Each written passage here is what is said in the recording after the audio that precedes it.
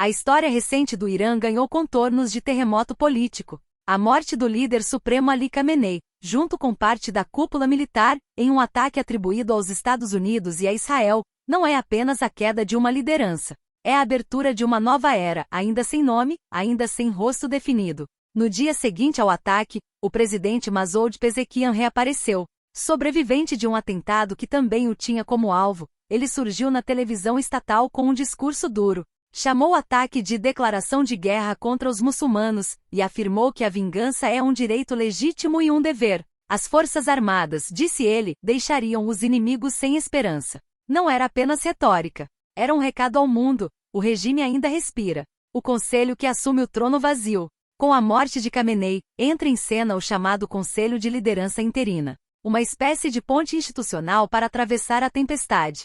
Além de Pezeshkian, o conselho é composto pelo Ayatollah Ali Reza Arafi e pelo chefe do judiciário Gholam Hossein Mohseni Ejei.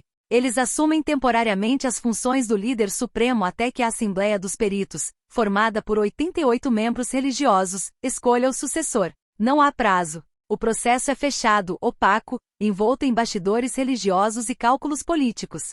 Após a morte do ex-presidente Ebrahim Raisi em 2024, já se discutia quem herdaria a liderança máxima. Um dos nomes especulados era o de Mortaba Khamenei, filho do Ayatollah. Mas oficialmente o cargo não é hereditário.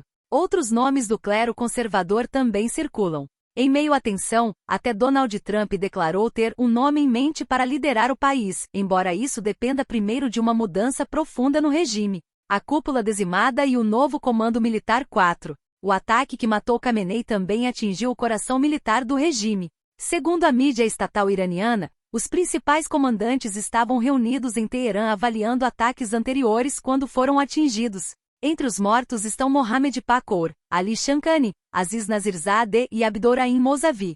Israel afirma que cerca de 40 militares e cientistas nucleares morreram. No lugar do comandante da Guarda Revolucionária, assume o general Ahmed Vaidi.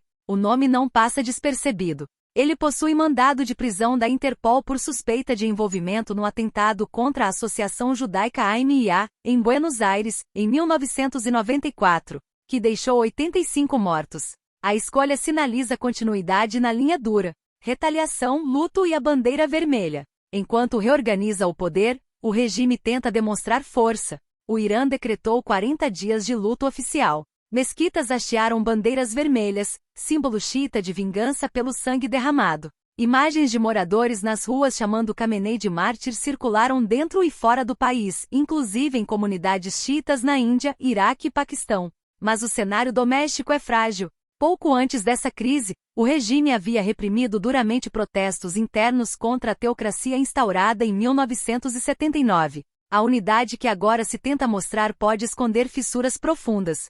O que está em jogo? O Irã é o centro político e religioso do xiismo no Oriente Médio.